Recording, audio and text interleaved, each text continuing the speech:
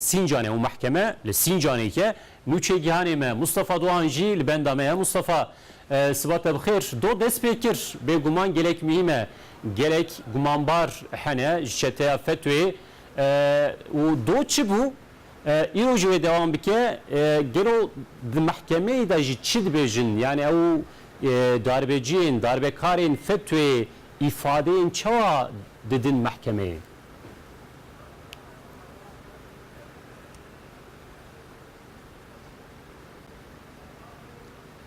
بله محمد باکی ام نهال سینجانه لوری دوزه که دعوه که تاریخی هست دوزه بارگی ها آکنجی و ساکنجی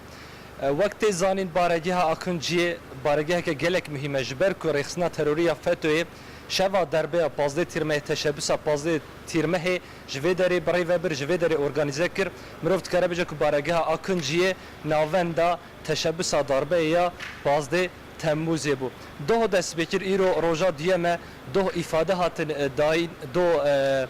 ناسنامه تثبیت کردن ناسنامه آنچه بو ایروجی تی پایین که ifade دست بکن 486 برسوش تن دارزاندن دنواندا کسین گلک مهم هنه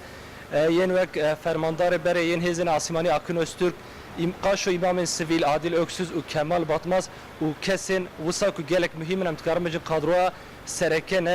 یارخصنا تروری FETÖ eden. Bak mego doz dest pekir doze ke tarihiye u nehal ve dereci em dikarim bejin ku xizm û akraban şehîdan li vê derine îro ew do îdaname hat xwendin îro jî ew dest bi îfadeya bêkirin û li vê derê ev doz didome em jî li vê derê dişopînin xizm û akrabayên şehîd û gaziyan jî li vê derê ne û niha em dikarim bêjin ku li vê derê konê xwe danîne do hayatı yazıcı و مهدی اکر لوی دربون وانجی زیارت کر خدمت اقربای شهیدان و هر وها داخویانی دا گوام تخوازن وک مداخل تبلی دوزه دعوه FETÖ'ye ببن و هر وها دعوه حتی 29 تباغه و دوام بکه او بدومه و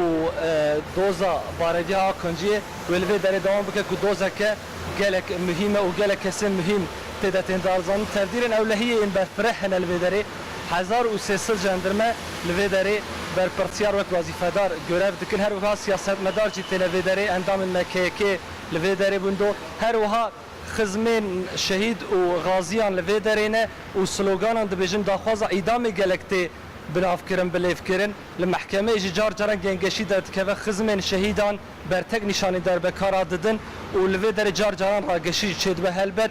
و هر وها وقت گوتنا داوی ام بیجن که دبیس حتی 29 تباغ اف دعوه اف دوز و لوی داره دوام بکن محمد باکی